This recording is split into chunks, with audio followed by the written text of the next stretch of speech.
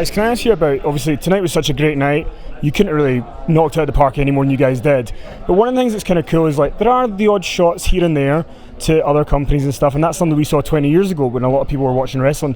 Is that something that you kind of look to do a little bit so that people can have some fun and kind of go, at home go, oh, is that something that you've thought about? I mean, it's just our sense of humor, right? Like, if I see something obvious, I'm going to poke fun at it. I've done it my entire career, so I'm not going to stop now that I work for $1 billion, company. Like, so yeah, I mean, a little bit of that is our flavor. That's just the way it is. Like, we won't be doing it every show. But if there's something funny to talk about, exactly. then If a throne and a sledgehammer come along. well, I didn't even know about that until this morning, and I saw it in rehearsal, and that popped me. I was like, we're doing that? So, that one wasn't me. I can't take the heat on that one. Yeah. Back in the rally in Jacksonville, you guys talked about the importance of wins and losses, and potentially whether it be a power ranking system or points or whatever it may be. Can you guys shed some light of what that might turn out and how this event affects future? Well, for instance, Kenny's not going to be in the world title match. Yeah.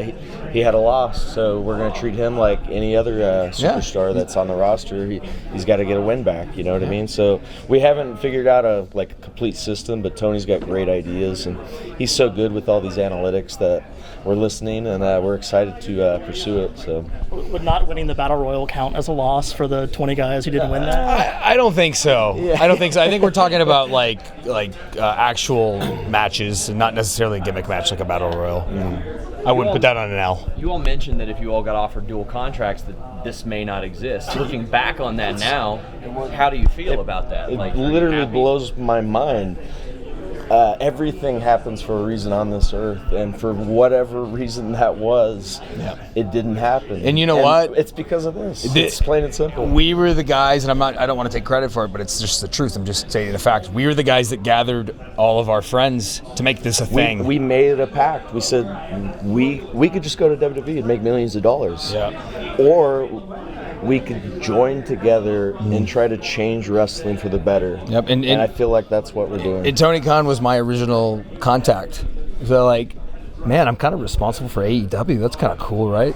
So when you all hear about these teams getting offered $500,000 a piece in other companies, I mean, you got to feel partially responsible, Dude, right? the economy of wrestling is up, and if we have a reason to do with that, all we ever want to do in this business is help the boys, because for so long the boys haven't had any leverage, and they've been eating dog crap for years. And if we've come along and we've helped the boys make a little bit more money and have a little bit more power, then more power to us. The pay scale has completely changed because of this, and you know what?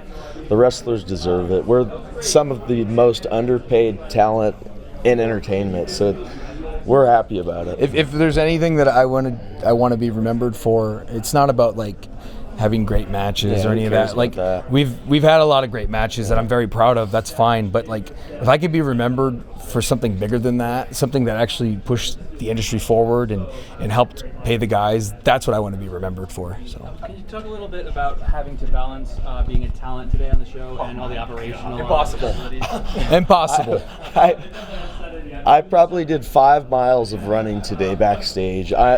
I told Matt right before we did this is the most sore I've ever been after a match. It was a learning experience, but right. Man, was it so much fun. But there's a million little fires that happen that you have to put out that you don't even realize. You're like, what?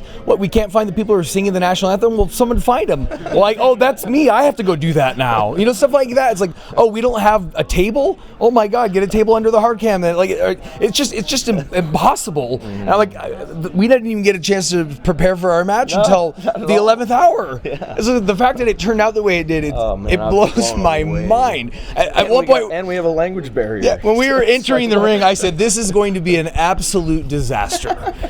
Piggybacking off of that, at All In, you guys famously had some production, having to rush out air, things like that. Oh, we had Was there plenty of any time. Yep, nope.